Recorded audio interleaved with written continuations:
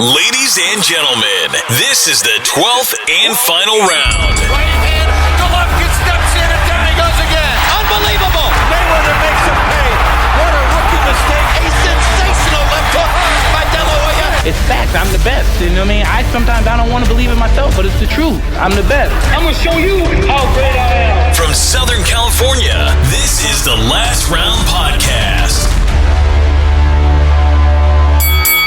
Well, Mike. What show is this? Episode 34. Episode 34 of the Last Round Podcast. I'm Danny Z, along with my co-host, Mike Shepard, who just got up from his unconscious state of mind because he got hit with a 1-2 from me like Wilder did this past weekend, which was insane, man. First round knockout. When's the last time we had a first round knockout? At least like that high profile. Good question. I can't remember. At least that high profile. You know? Wilder Stavern? Wilder Stavern 2? When was that? That wasn't recent. Last year when Luis Ortiz dropped out? He fought Stavern last year? Was it when Luis Ortiz dropped out, or was it the year before when he had his blood pressure medication? I think it was the year before. Stavern tapped in a fat lump, like 300 pounds. I think it was the year before. Year before? I think. Time goes too quick. I don't know. Stavern, yeah, that fight. The first time he fought Stavern, when he actually beat him for the world title, was actually pretty entertaining. But Jeff Horn against Anthony Mundine. The Hornet? Oh, no. We're not going down the Hornet's nest this time. I think that was a first round knockout. No, we're not talking about the pound for pound best in the world, the Hornet from down under, okay? Because once we talk about that, the whole show's over. That's a good quality hour, though. So, quality hour, all right? So, we're probably going to start doing that once every quarter. You know, the quality hour with the last round, talking about the Hornet. I'm serious. You're laughing right now, but it's going to happen. We're going to charge for that one. We're going to charge for that. What do they do, Patreon? It's a pay-per-view. We're going to do pay-per-view prices for that show every single quarter. So what, 4 times a year? I'm telling you, you're laughing, but it's going to happen. Pay-per-view. It's still alive, at least in the podcasting world. But jumping in, fight reviews, just like we talked about. WBC World Heavyweight Champion Deontay Wilder retains his title that he's had for almost 4 years, essentially. That's 9 consecutive wins. 9 consecutive title defenses, right? Yeah. Because he won the title, I think, from Stavern in like 2015. And then I think it's that one plus 8 defenses, I believe, which he now makes him top 10 of most consecutive defenses. What a group to be in. Well, he's alongside Muhammad Ali, Rocky Marciano. Who's that? I don't know who that is. And then you've got Deontay Wilder. That's crazy. I only know who Deontay Wilder is, the Bronze Bomber. Wilder, like we said, retained his World Heavyweight Championship this past Saturday, the 18th, from the Barclays Center in Brooklyn, New York, on the latest edition of Showtime Boxing. KOs in the first round, just by nasty fashion, trouble Dominic Breazeale, who doesn't live too far from our studio right here. You know, he's probably within, maybe 20, 30 minutes? Yeah, the Corona area. Yeah, so he's not too far. Two 6'7" guys going at it right here. You know, Breazeale obviously outweighed him by maybe, 35 pounds? Yeah, I mean, he came in heavier than Fury, didn't he? I think he came in around 220. Instead of Wilder, yeah. Wilder did. Yeah, Wilder, yeah. Yeah, because this time I think he came in like around 220-something, 225. Yeah.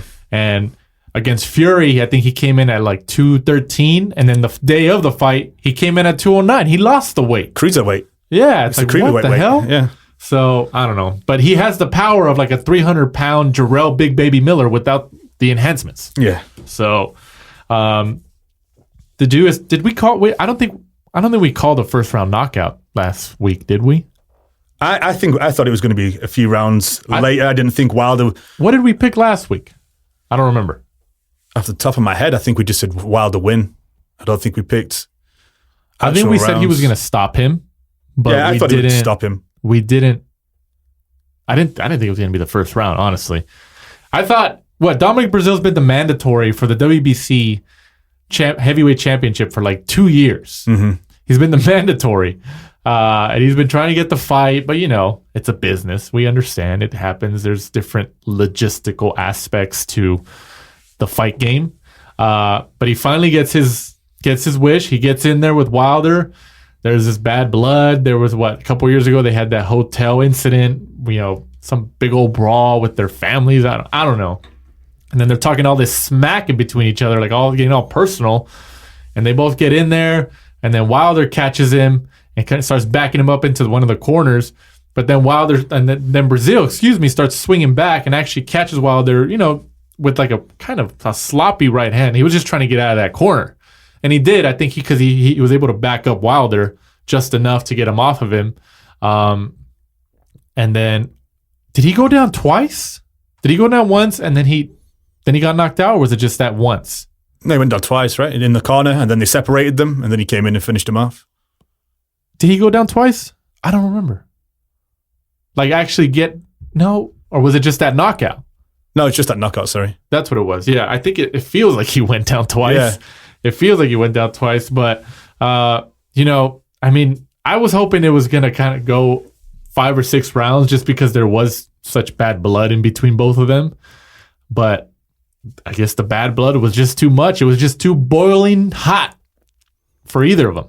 Because that 1-2, I don't know if you noticed. I'm sure you noticed, but that 1-2, okay, so the referee broke them apart, and then they're coming together.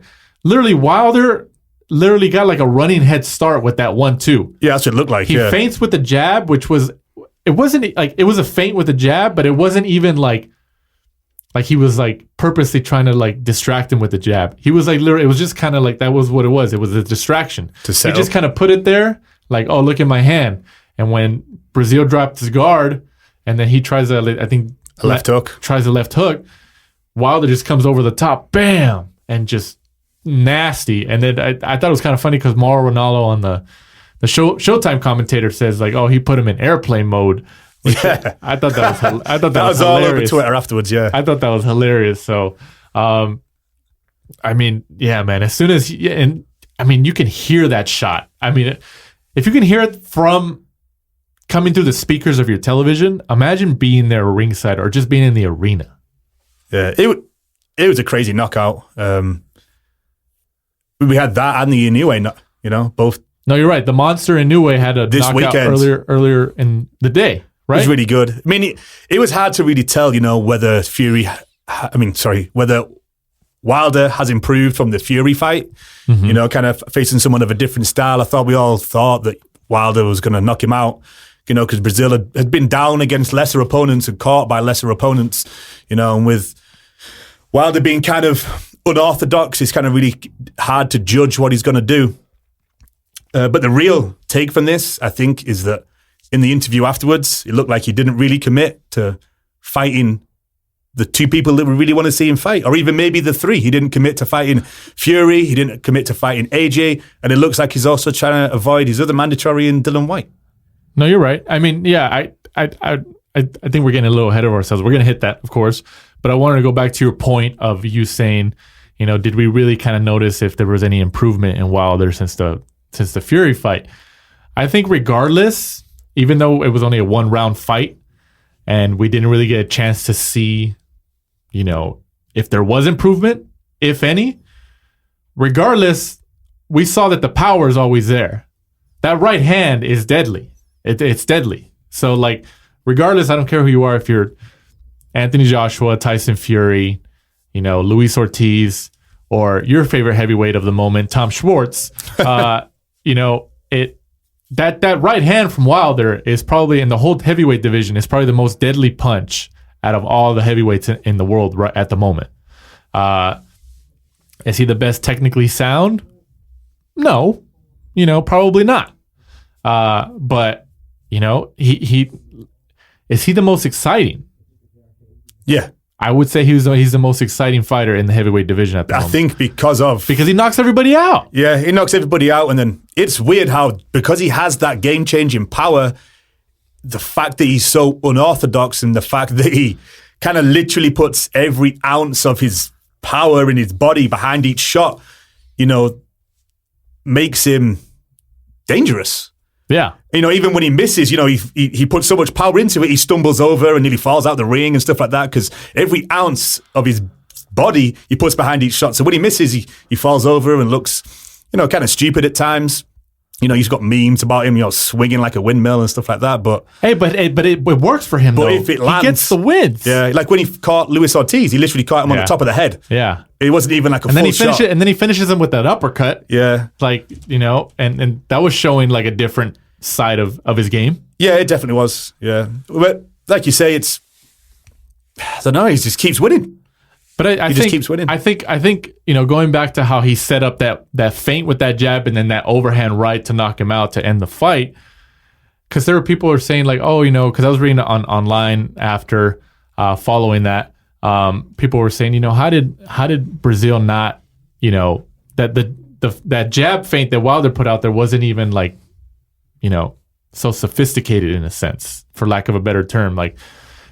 And, so they were criticizing Breazeale in terms of saying, how did he get caught with that? Like, that wasn't like literally Wilder, like I mentioned earlier, he literally kind of like got a running head start. He like bounces and gets his feet in position, but he's like far away. And literally it's like you're at a red light and you're about to, like, somebody wants to race right next to you and you're just like, okay, put it in gear and everything. It's like literally he got a running head start. You could see it, especially when he put it in slow motion. And that's what people were criticizing from what I was reading online. But I thought about it because I took a step back and I thought about it. I was like, well, Breazeale was already kind of hurt before that. And I think that's what happened. I could be wrong, but I think that's what happened, that Breazeale was already hurt and he was just looking to like maybe finish the round and try to stay alive. So like his reaction time at that moment that the knockout happened wasn't what it should have been. Do you know what I mean? Yeah, and you've also got to understand that, he's not a boxer from birth, like a Fury or a Billy Joe Saunders or, somebody that's come up through the system because that's what he dreamed to do. He's a footballer. Yeah, he's not a Jeff Horn. No, exactly. He's not.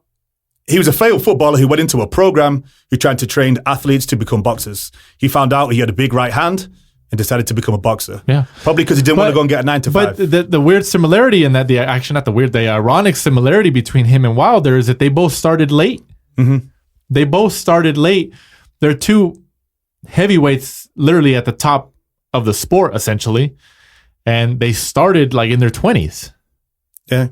You can kind of see that they don't have that. Again, I'll use Tyson Fury, who's got a very, very large boxing IQ. He's a boxing historian at the same time. You can talk about fights and, you can hear him in interviews. He really knows what's going on. Sometimes you can hear him ringside and they'll talk to him and you can assess a fight and break it down really well. I imagine, someone like a Wilder and a Breazeale, don't do that as well because, they started late and they kind of fell into boxing because it was a way of making money. Right. More than that they actually love the sport inside out. Mm-hmm. No, I get it. Yeah. I mean, yeah, you're right. In terms of, I think, knowledge, you're right. I think I would agree that Fury does have the knowledge in terms of like being able to have a conversation. I mean, obviously I would love to have a conversation with Wilder, Joshua, Fury about the sport. Who wouldn't, especially just as a fan or whatever. But, in terms of probably knowledge, I think Fury would probably be the most entertaining and probably the most in-depth in terms of knowledge. So I'll give you that. So I'm going against the American Heavyweight Championship for that. So, but going to the post-fight, like you mentioned, like you touched on, Wilder didn't really like directly address fights with Joshua. And I mean, he said that, it's going to happen. They're going to happen, but not really like, I mean, obviously, we know that there's a plan. There's been reports that there's a plan. The Showtime has a plan for PBC. So, I think he knows that. I think Fury signing with ESPN really threw a whole monkey wrench into the whole, business side of things in terms of negotiation. Because honestly, I believe that Wilder and Fury at one point really were going to make the rematch. I don't think Wilder wanted any piece of that. Deep down, Wilder may try to convince himself with this bronze bomber image. I don't think Fury wanted a piece of that. Well, Fury schooled him. Fury literally beat him. 11 out of the 12 rounds. But then he went down twice. But then he got that big offer from ESPN. I mean, how can you turn that down? Well, yeah, you kind of be silly to turn that down. Look at. But now we're getting probably the best fight of the year on pay-per-view in the UK. Don't forget Tyson Fury and Tom Schwartz. Yeah, exactly. on pay-per-view in the UK. It looks like they're all kind of as bad as each other, meaning Fury, AJ, or Wilder. Fury kind of threw a spanner into the works by signing with ESPN because of the TV dilemma. Wilder turning down the $100 million offer from DAZN, and then obviously AJ kind of maybe being a cash cow for Eddie Hearn and all those people that have a slice of the pie. So, they're all trying to generate as much money as they can until it gets so far down the line that everyone's just like, that's it. You guys either fight each other or we're not going to keep watching and spending money. So, it works though. Look at what happened to Floyd Mayweather and Manny Pacquiao at the end. I think they started off where they could have earned $20 million each or something ridiculous like that. Right. And then they waited 5 or 6 years and, that ended up being hundreds of million for them all. So, no, you're right. You're right. I mean, as a fan, it sucks. We all want to see them in the prime and all that. Wilder being the oldest, he's going to be 36, 37 by the time they fight. Probably. Josh. What is he right now? 32, 33? I think he's older. I think he's actually older than you think, isn't he? Like 33, I think he's like 33, I think he's 33. But you're right though. But I mean, hopefully it happens. But I mean, he's been heavyweight champ for like 4 years now. So like he's had, that's a pretty decent reign. It's looking like that's actually a great reign. It's looking like Luis Ortiz, and then Ortiz obviously, they let him in the ring. He came in there. That's likely going to be a rematch. Which obviously, if Fury, Joshua, Wilder can't eat one another, I mean Ortiz is still right there. Even though Wilder did beat him, that wasn't an entertaining fight. The only thing that kind of makes me nervous about it is that Ortiz is obviously older. There's the running joke that nobody knows how old he is. So I don't want to be able to watch a fight, especially if it's a rematch, because the first one was so good, and then you have such high expectations for the second one, and Ortiz shows his age. Yeah,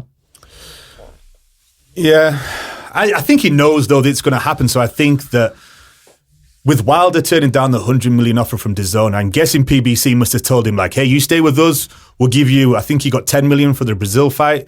I'm sure he's going to get a good payday for the Ortiz fight, and then it's supposed to be Kawanaki in spring. So I'm thinking, they owe him at least $100 million in some kind of soft touch fights. Well, also think about it too. If you think about it, this was the first time, at least from what I remember, that what especially because the KO that he got was it appeals to everybody, not just casual fans, but just like people probably aren't even fans. That video of his KO of Breazeale was shared all over CBS's like platforms. It was 9 million views on CBS's Twitter when I checked. Yeah, on CBS's Twitter, CBS Sports, it was like 9 million views on that video. And then other outlets picked it up, like Bleacher Report and stuff like that. So Showtime, I honestly think, and I wouldn't. It's a smart business move, especially if they didn't want him to go to Fox, because he was fielding offers, DAZN, Fox, and I'm sure Showtime, Steven Espinoza probably told him like, look, Deontay, we're gonna push you. We're gonna push you like the promotion. We're not just gonna give you Showtime's platform. We're gonna give you CBS's platform, because CBS, if people don't know, CBS is the parent company of Showtime. They're all the same company. And obviously CBS, at least in the United States, has a huge reach, and they put him on CBS This Morning, which is a morning news show in New York. He was on there. I think he was on a couple more. They did like a little piece on him, and then they did the Showtime All Access. And then, then they promoted it on all these CBS, social media handles. And then they really pushed. That's a smart business move. Like, look, Wilder, we're gonna push you all over the place. And then I noticed, obviously, like you just said, that Wilder's been everywhere this weekend, and then so was Fury. Did you see Fury was on? Oh yeah, did an interview with Fury on ESPN. So I was thinking, okay, so they've thrown him back into the mix in the US. So I'm wondering whether they're going to start, following them together. Like maybe. Eventually, promote next year. Huge fight again. No, yeah, I could see it. Yeah, I thought it was funny. Fury comes like a couple days after, and he starts doing press and everything. And then I don't know if you saw that picture of Fury today. He met Magic Johnson. So for the people who don't follow basketball in the United States, Magic Johnson was one of the legendary Los Angeles Lakers. And Magic Johnson was taller than him, and Fury's listed at 6'9", and I think Magic Johnson's listing like at 6'9", 6'10", and Magic Johnson looked like he had a pretty good amount of height over him. So I thought it was kind of interesting, but like you said, Fury's doing press for his fight. I don't know if you saw his suit. I was just about to touch on his suit. His pictures of himself. Yeah, it's like pictures of himself. It's like, man, that guy's a character. You talk about entertainment. I think he knows, his style might not be the most pleasing in the ring, so he tries to make up for it as entertainment on the outside of the ring. So, at least it works. But Wilder improves to 41-0 with one draw, which was against Fury last December. His 40th KO, knocking out everybody, man. Literally knocking out everybody. And Dominic Breazeale suffers the second loss of his career. His first loss of his career was against Anthony Joshua in the UK.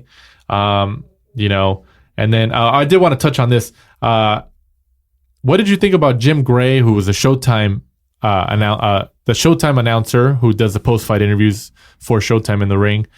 It was a good question that he posed to Wilder, saying, people want to see you, Joshua, and Fury fight. That's what the people care about. That's what the fans care about. He's right, but then he throws all the other ones under the bus, and it's like, dude, you got one of the guys is right there. He throws Breazeale under the bus, saying nobody wants to see Dominic Breazeale. Yeah. And then he has the nerve to go and ask him for an interview, Dominic, and then Virgil Hunter steps in. He's like, nah, and then Dominic Breazeale just kind of ignores him. And then you can see Jim Gray's face kind of turn around, and he's just like, oh, where do I go now? I mean, and obviously online as a Twitter boxing fan, everybody has an opinion. People were like, oh, but he's right. It doesn't matter. Yeah, he could be right, but that was kind of a dick move. He could have worded it more tactfully. Oh yeah, big time. He probably knew what he was going to ask him after the fight, so he could have sat there and thought about what he was going to say. Yeah. Before he said it, to not insult Breazeale when he was stood there. Yeah, man. Breazeale has, he should be giving interviews after the fight. But if someone's just kind of embarrassed you, he was embarrassed. I heard he disabled his social media accounts too or something. Yeah, that's what I heard. It definitely wasn't one of the more professional things to do. No, it wasn't. But I mean, the emotions take a hold of you, man, and it's unfortunate. It's unfortunate. Hopefully he's all right. Because whenever emotions take over you like that, it could be pretty bad. But hopefully he's all right. And he can kind of come back from it, and I still think he can get a couple more paydays in his career. Because his two losses are arguably to the best heavyweights in the division. So it's not like he lost to your favorite fighter Tom Schwartz or something like that. The heavyweight scene's the place to be at the minute. Yeah, it is. So it is. So so moving on, the co-main event. Your second favorite fighter. We got the annual appearance of the year. It's Groundhog Day. Gary Russell Jr. comes out and defends his WBC Featherweight World Championship as he stops Kiko Martinez in the 5th round because there was a cut over Martinez's left eye. Why was Kiko Martinez in there? Yeah, it went the way that everyone thought. A waste of time, really, in my honest opinion. He should have been in there. He only fights once a year. And then Russell, on the back of his shirt, what did he say? Leo Santa Cruz, you're next, or something like that. And then they asked him, oh, so you're willing to fight again this year? And he's like, yeah, why not? I hope he does, man. This whole fighting once a year thing, I don't know. Like I said, everybody, we're all criticizing him. We don't know exactly why it happens. Is there something going on where he has to fight once a year? Maybe it's a medical. I don't know. Nobody knows. So on the surface, it just seems like he just wants to fight once a year. I think he said in an interview on another podcast that he fights once a year because, he gets paid well and then he invests his money.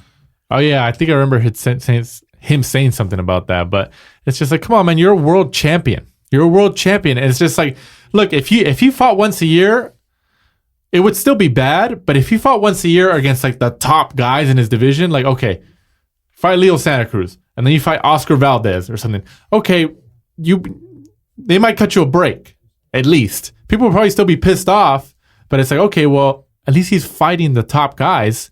You know, like you can't come in and fight Kiko Martinez. Like Russell's talent. He's a talented guy. His only loss is against Lomachenko, and everybody else he's fought, he's looked good against. Like, you know, so I don't know. I hope he ends up fighting Leo Santa Cruz or, you know, Frampton, or he even talked about Tank Davis, which I think Tank Davis would beat him. I think Tank Davis is I think Tank Davis will struggle to make weight. That recent picture of him. He was, yeah. That recent picture of you know, I don't know who it was. That was like his family or his friends. It's his girlfriend who videoed it. Yeah, but like the guy who was next to her, he was just like making fun of him. He's like, oh, he boxes plates.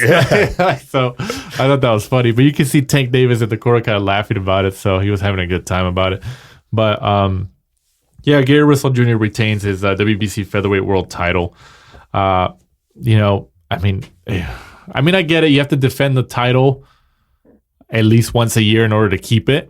But it's like, come on, man. Like, you know, it's another Adonis Stevenson. Yeah, it's like that's exactly what it is. Like, you know, and whatever. You know, hopefully he fights Leo or somebody. You know, like I thought after he fought Jojo Diaz last year, I was like, okay, you know, maybe this is a start. No, he was out again. Like, I mean, whatever, man. Whatever. It is what it is. But I like Gary Russell. You know, he's quick.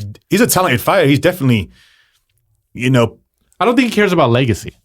No, obviously not. You know, I think the problem is with the PBC which is fine, fighters. Which is fine, but like, you know, I think don't get mad when people criticize you. Then it's the PBC though. They did that thing, you know, where hey, you can fight this guy for $1 million, this guy for $1 million, and this guy who's trash for $1 million.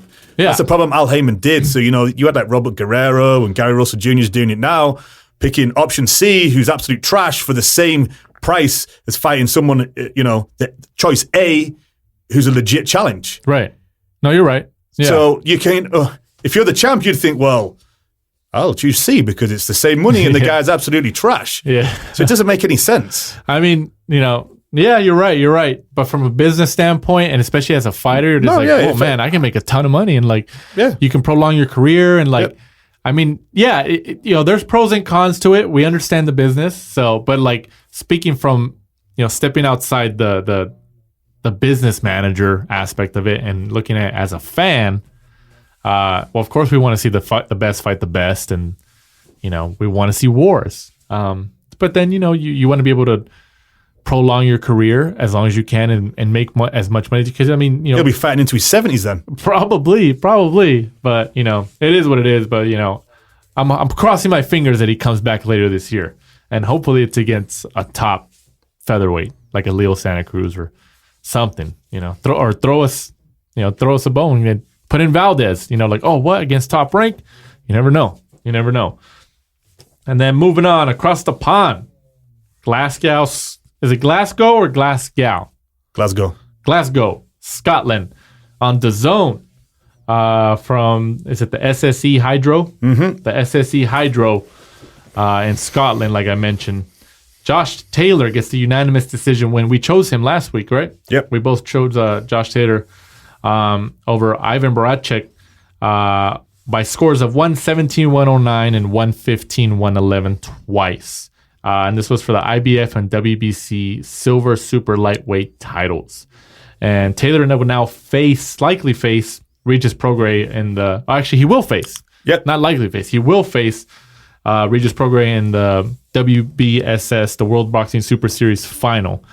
I like that fight. I like that we're finally at the finals of these things. And I'm hoping that Regis Prograis was, you know, not just giving the fans lip service when he said he was going to be willing to travel to Glasgow to do it, because, you know, it was a full house, it was a packed house, the crowd sounded good. You know, if we can all remember the cards that we watched at his hometown in Louisiana, you could hear a pen drop. You know, it was dead. There was no fans there. You watched it live on TV. There was no atmosphere at all. So I'm hoping that he sticks to his word and goes over there and fights Josh Taylor, you know, in his backyard.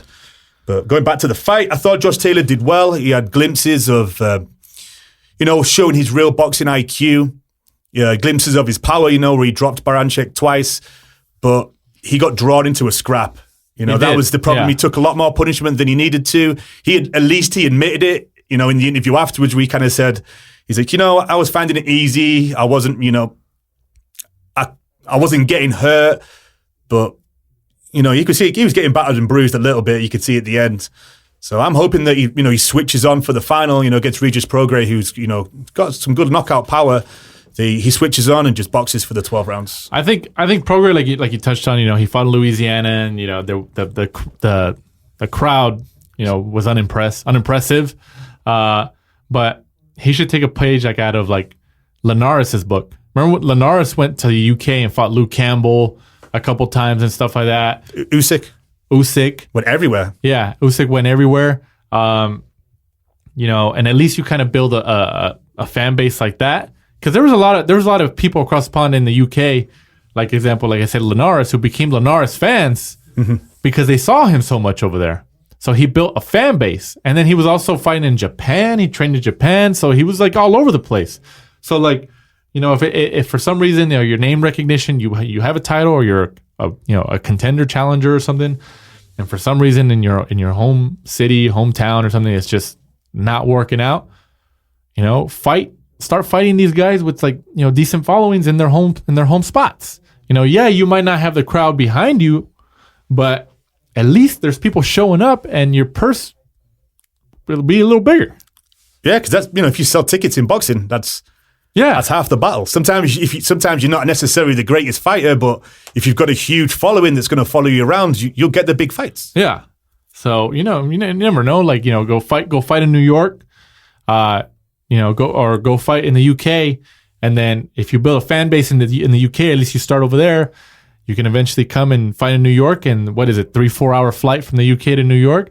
Let's go watch this guy. He's fought over here 3 or 4 times, and he's fun to watch. And he might not be English, but I like watching him. Let's go over there and party and watch him in New York. You got to think about it logistically. But moving on, the monster Inoue, which creeping up that pound for pound list, improves to 18-0 with 16 knockouts as he gets the second round KO over Emmanuel Rodriguez. The monster retains his IBF and WBA bantamweight world titles. A lot of people were saying that Rodriguez had a shot at beating him. Yeah, going into it, Emmanuel Rodriguez, people were talking that, he was going to get rounds out of Inoue, which, doesn't often happen. He's been blowing people out really since, a lot of people have jumped on the bandwagon and started following him. Yeah. I think the only problem is, people have been talking about it all week on the podcasts and online about, Inoue kind of moving up the pound for pound list, but we have to kind of... Moving on up. In my opinion, you got to think that's not really, those weight classes aren't really stacked. You don't get that many great fighters and down there in those. It's not like the welterweight division, the super middleweight, around those areas where you've got tons of different fighters that you can name. No, you're right.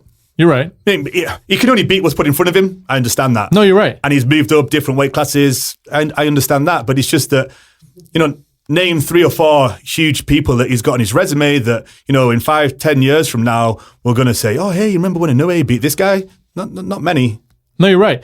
But honestly, though, I'm very excited for this final matchup. I feel sorry for Diner, though. Yeah, I do, but... He might retire him. He might. But the monster Inoue will now face Nonito Donaire in the World Boxing Super Series final. I am excited for this, though. I know Donaire, 5-6 years ago, he was that was his prime. He was up in the pound for pound, and then he ran into Rigondeaux, and it just. But look in the last year or so, he's made his way back up. I mean, he might not be what he was, but hey, look at where he's at. Well, don't forget that Ryan Burnett dropped out due to injury. That's true. Yeah, I forgot about that. But still. But still. His semi-final was supposed to be against Tete, who got injured. That's true. So he's been pretty lucky to get to the final. Or maybe those weren't coincidences. Maybe that was all behind the scenes. Hey, we'll pay you to slide out.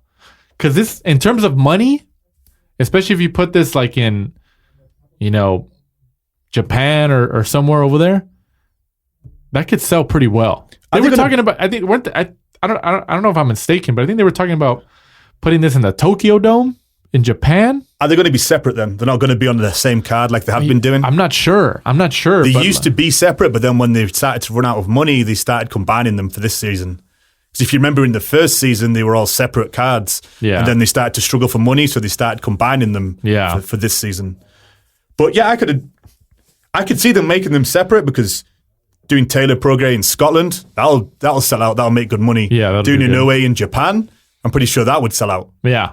So maybe the finals they'll do those separately. Yeah, Donaire being Filipino right there, it could work. But he's pound for pound. See, the only thing I don't want is I'd like it to be, like a competitive fight which Inoue wins. But I just don't want our last memory of Donaire to be lying, like a starfish like Breazeale was this weekend. I hope not. I've always liked Donaire from years ago, and I still like him now.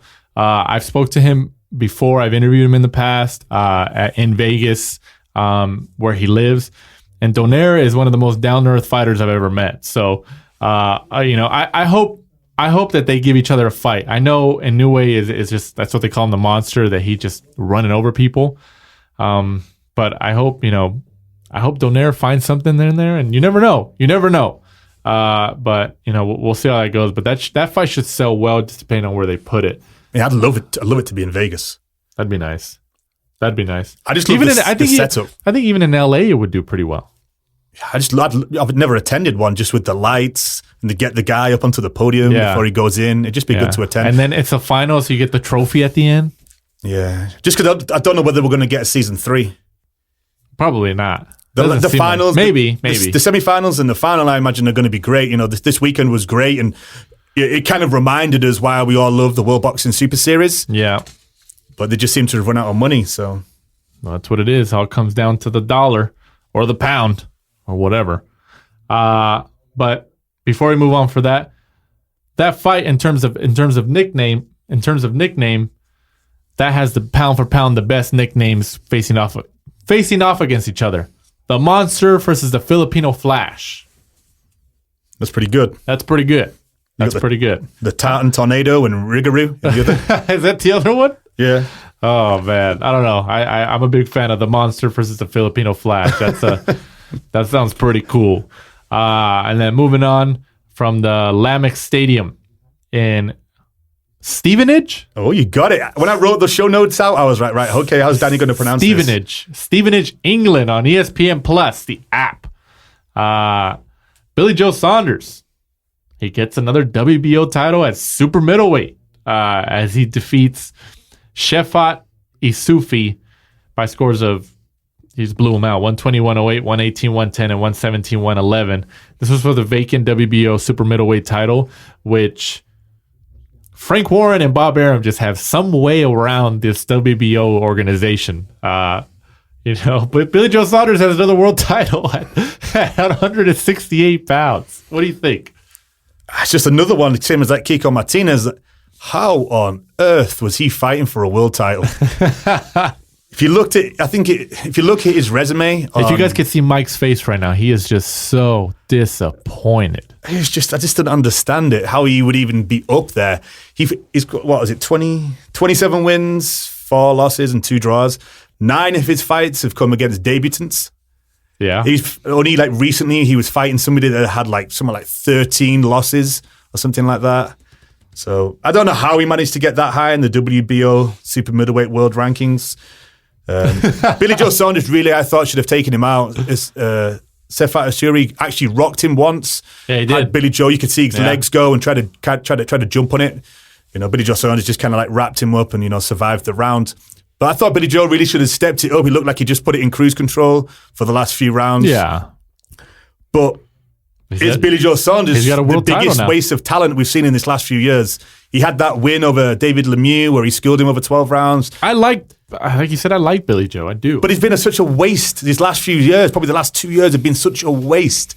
You just looking at him Billy, just fight somebody. When he was going to fight Demetrius Andrade, that was supposed to happen, but then he got popped by the Massachusetts Athletic Commission. Do you know what he should do? The person I look at in boxing and think that he's got his head screwed on, he's doing the right thing. Jeff Horn. Him and Tom Schwartz. Dylan White. Oh, Dylan White? Because, he tries to get fights with AJ. It doesn't happen. Okay, I'll fight somebody else. Let's go. Instead of waiting around. He stays busy. Exactly. That's what Lemieux, obviously, He beat Lemieux. Dylan the probably Great White. Yeah. He was on such a huge That's high. not even his nickname. Such a huge high where everyone was like, oh, he should fight Triple G, he should fight Canelo. And then, those fights didn't come around and he just wasted all that time. Whereas, You're right. White, okay, that fight's not happening. Right, let's fight Rivas. You're right. If he loses, then you look at it and you're like, I don't know, you just lost that huge payday against AJ. But he's not just sitting around waiting.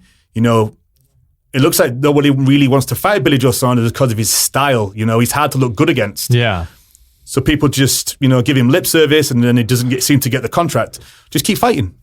Yeah. I'm hoping it's now dawned on him that he needs to do that. He's not getting any younger and he's just kind of throwing his career away. But we don't want any more of these fights against people like him or Willie Monroe Jr., which was another 12-round waste of my life watching it.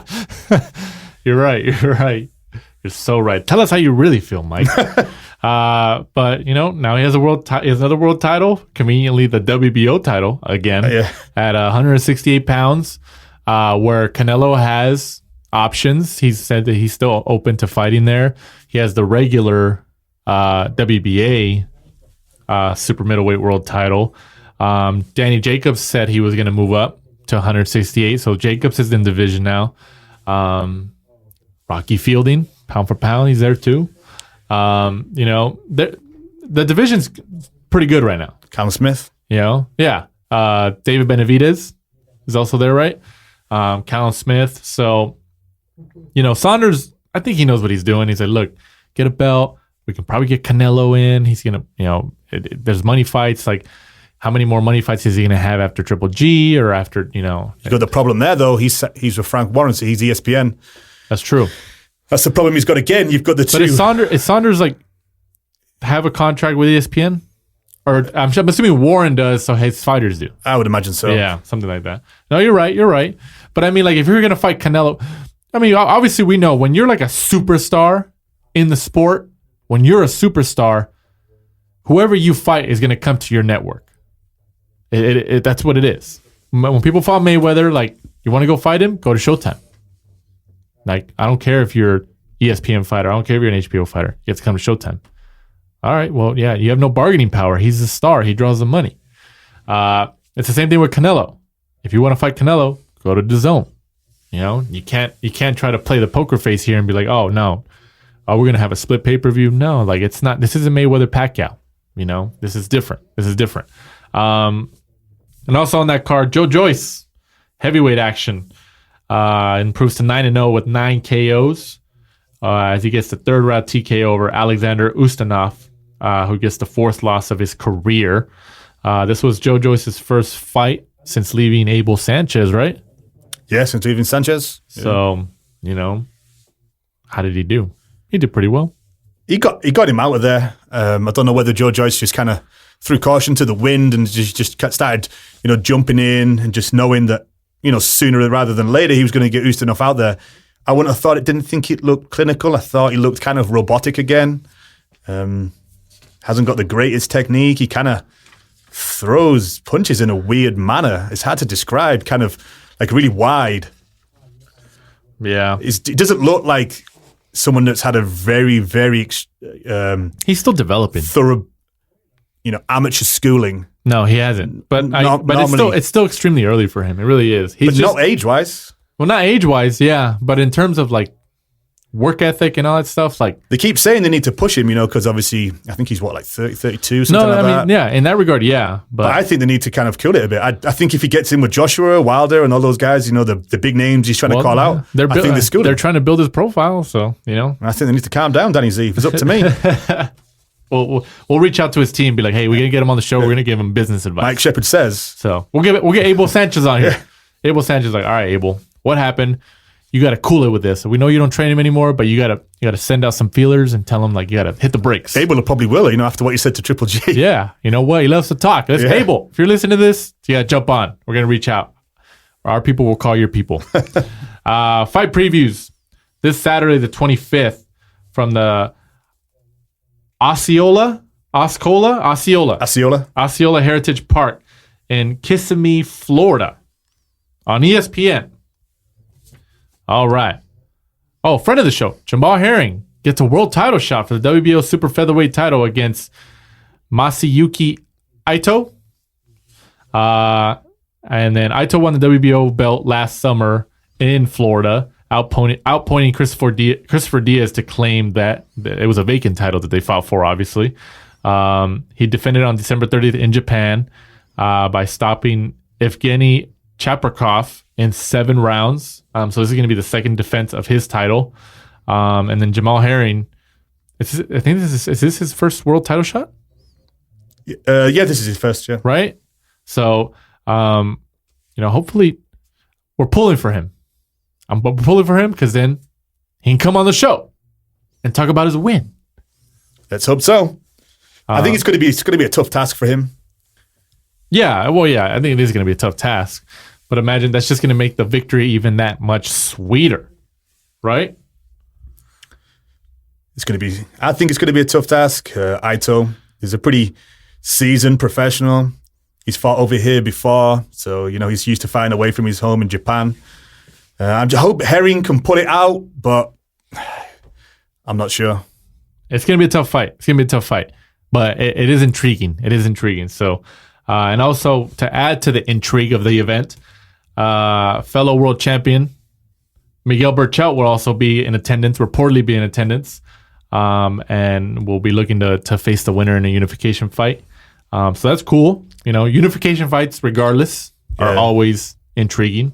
So that's going to be a tough task for Ito or Herring. Whoever wins. Oh yeah, to face someone like Berchelt. Berchelt's arguably probably the best in the division.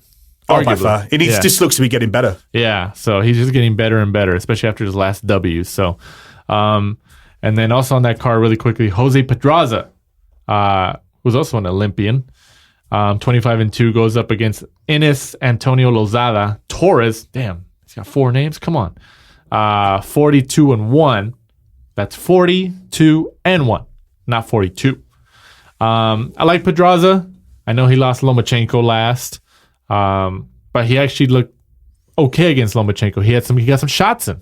Yeah, it was one of those fights where even though he lost, he came out with such a good performance, unlike other people against Lomachenko, that you actually came out with some praise. Yeah. Which is unusual. It's a strange thing to say. Yeah. But, this fight, I think, is just to get him back into the win column and then probably move on to bigger and better things. Yeah. So I like Pedraza. So hopefully he can rebound and kind of go from there. And then also this Saturday, the 25th, from the MGM National Harbor in Oxon Hill, Maryland, on DAZN. DAZN just never stops. Devin Haney, who just recently signed with Matchroom Boxing and Eddie Hearn, will make this is DAZN debut, isn't it? Yeah, this is DAZN debut. The DAZN debut, Devin Haney, 21-0, will go up against Antonio Moran, 24-3, for the WBC International Lightweight title. I think a lot of people were surprised when Haney signed with Matchroom and DAZN, just because he had fought a lot of his last several fights on Showtime. And now he's with DAZN and Eddie Hearn. So he's what? Earning with Hearn? Yeah, and I think he's got his own promotion as well involved, hasn't he? Yeah, I think that was also one of the stipulations. That was also probably in terms of the agreement, like, hey, we'll help you out. Devin Haney Promotions. So it's good to see Haney headlining his own show. But if you remember, this was supposed to be Usyk's debut heavyweight. It was against Carlos Takam. He hurt his bicep. I believe that's what it was. So it's kind of disappointing. They did cancel the whole show, so we get to see Devin Haney out there. But I was really looking forward to seeing Usyk at heavyweight, have a nice little dust up against Takam and then move on to some of the bigger names down the line. Yeah. After he dominating at cruiserweight. So that should be interesting, making his own debut, see how he does. And also on that card, Michael Hunter goes up against Fabio Maldonado for the WBA International Heavyweight title. Man, these belts just don't stop, do they? Fabio Maldonado, sounds like a model. The MMA fighter, like he's an MMA fighter as well. Yeah, it sounds like he's like a model or something. Like promoting some what do you call it? Some spray or something, some cologne, some Cologne or something like that. Like seduction by Fabio Maldonado or something like that. I don't know. He just got one of those names. But like I said, for the WBA International Heavyweight title, man, it just never stops with these freaking alphabet titles. It really doesn't. And then moving on real quick. From the Butte Rivage Resort and Casino in Biloxi, Mississippi. Mississippi on Fox Sports 1. Austin Trout still going. Goes up against Terrell Geisha. That's actually kind of an interesting fight. I mean, Trout, is past his prime and stuff like that. I'm picking Geisha to take that. I think he's going to stop him. The winner, I believe, is supposed to be facing Erickson Lubin. Yeah. It's a nice little rotation right there, If Trout comes out like he did against, the Charlos, where he took them over 12 rounds and kind of only really lost a kind of close, I think it was actually a majority decision against the recent Charlo. I think Trout can maybe old man him, actually just maybe drag him into different areas, like how Soto old man Rios. Exactly. Yeah. Use his boxing IQ. Terrell Geisha, though, is looking in good shape. He's dropped down in weight to face Trout. His loss only coming to Erizandi Lara, I believe. So this should be a good fight. It's kind of been hidden away this weekend. Not much promotion for it. Yeah. Well, there's a lot of boxing this weekend too. Yeah. There might not be like that marquee fight, but there is a lot of fights, and they're all kind of jumbled together. And then wrapping up here on Sunday the 26th. Your favorite from China. Across the world over there, one of my favorite fighters since within the last year, and I know I'm pronouncing his first name wrong, but I don't care because this is how I'm going to say it. Can Xu is back to defend his WBA featherweight title against Shun Kubo. Kubo lost the WBA Super Bantamweight title to Danny Roman in September of 2017 in Kyoto, Japan. So that's a cool little factoid right there. But ignoring that, I'm going back to Can Xu. Can Xu, I became a fan of Can Xu when he fought out here in Fantasy Springs in the Coachella Valley. That was the beginning of the year, right? It was one of the first fights. Was that the beginning? I thought it was like the end of last year. Maybe it was. Was it? But I don't know. But it was one of the first things on DAZN, right? I think it was, yeah. But Can Xu better get the W. So, because I'm ready. Can Xu needs to come back to the States, especially if he gets the win. And if he does, we're going to go to that fight because I want to party with Can Xu and his entourage. So I want to become a part of that global phenomenon that is Can Xu. Team Can. We're going to make shirts. We're going to make shirts because of that. And then real quick, news and notes. The IBF orders Canelo Alvarez to face Sergey Derevchenko by August 4th. Is this legitimate? Because didn't they come out and say that it was a mistake? Yeah, they ordered it. And then the next day, I think they realized, you'll probably drop that. And they retracted. They said it was an error. Mm-hmm. So I think they did it, and they were just like, let's just see how it works. And they probably, Canelo and Golden Boy were like, hey, you're crazy. Like, you can have the belt. And they're like, it was an error. Only joking. It's a unification. There's a rotation. So I thought that was kind of interesting. But, we have a good amount of fights this weekend. It is a Memorial Day weekend over here in the States. So it's a longer than usual weekend. But I'm sure we'll have a lot to talk about next week. And then we should have something released sometime this week on our social media channels in terms of promo. And even some new designs on shirts coming up. And then next Monday, we'll have the preview of the big fight of Joshua Andy Ruiz. Yep. From Madison Square Garden in New York City. That's looking like a good card on DAZN. Yeah. So I'm excited for that. But once again, Mike, you want the last word here? Don't forget to follow us on all our social medias. We're at The Last Round 12. And if you listen to us on iTunes, if you've got a spare minute, just jump on and give us a 5-star review and leave a little comment. Just leave it for us. Get us on Apple Podcasts, iTunes, Spotify, Stitcher, Audio Boom, all your favorite podcasting platforms. Once again, I'm Danny Z for Michael Shepard. This is The Last Round. Thanks for supporting and listening to the show.